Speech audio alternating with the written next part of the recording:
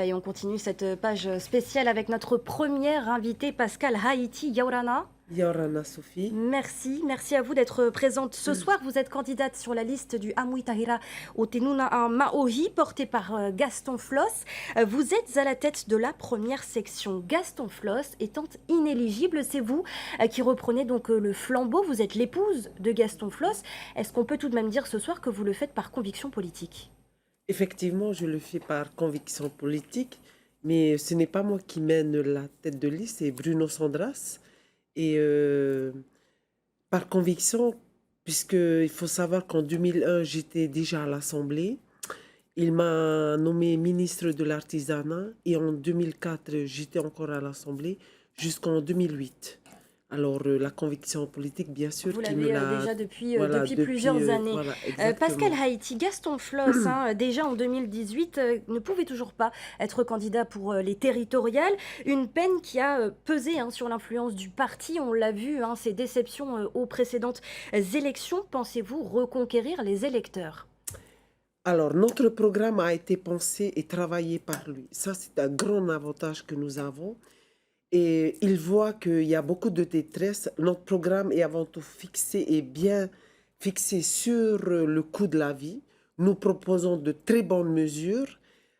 Comment remplacer cette TVA sociale qui pèse, on le voit sur le reportage, même le Tapora le reconnaît, la jeune fille le dit bien, on parle de la TVA sociale, le coût de la vie, l'emploi, et nous avons des solutions pour pallier à tous ces grands problèmes.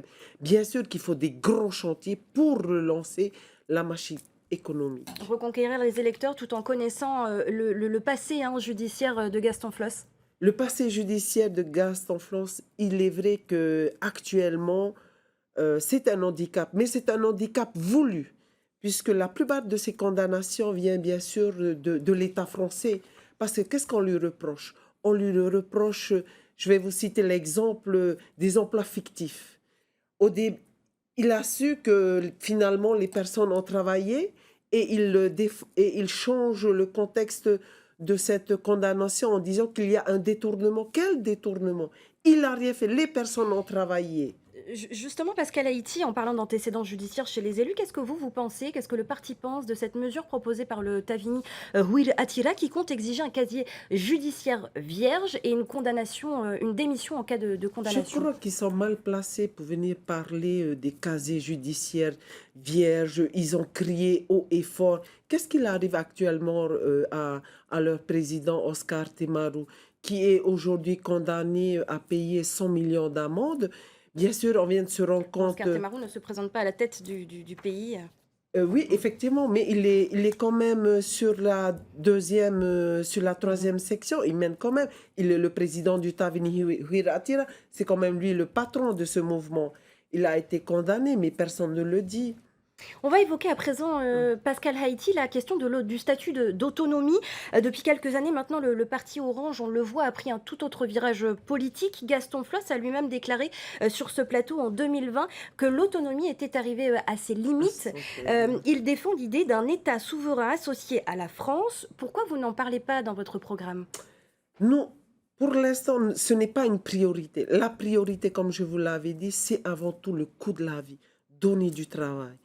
Pour le statut souverain associé à la France, l'autonomie est arrivée à son terme. C'est un premier pas. Nous savons comment diriger. Nous savons comment développer ce pays. Je pense qu'aujourd'hui, depuis 2004 jusqu'en 2000 de cette année, nous nous sommes rendus compte que l'État a modifié 15 fois notre statut. C'est énorme. Pourquoi l'avoir tripoté? Et même aujourd'hui, notre statut a été même amaigri.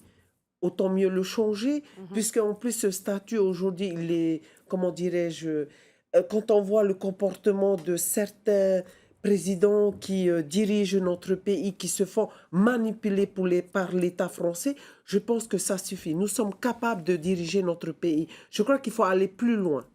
Merci beaucoup, Pascal Haïti, d'avoir été notre invité, notre première invitée de ce journal.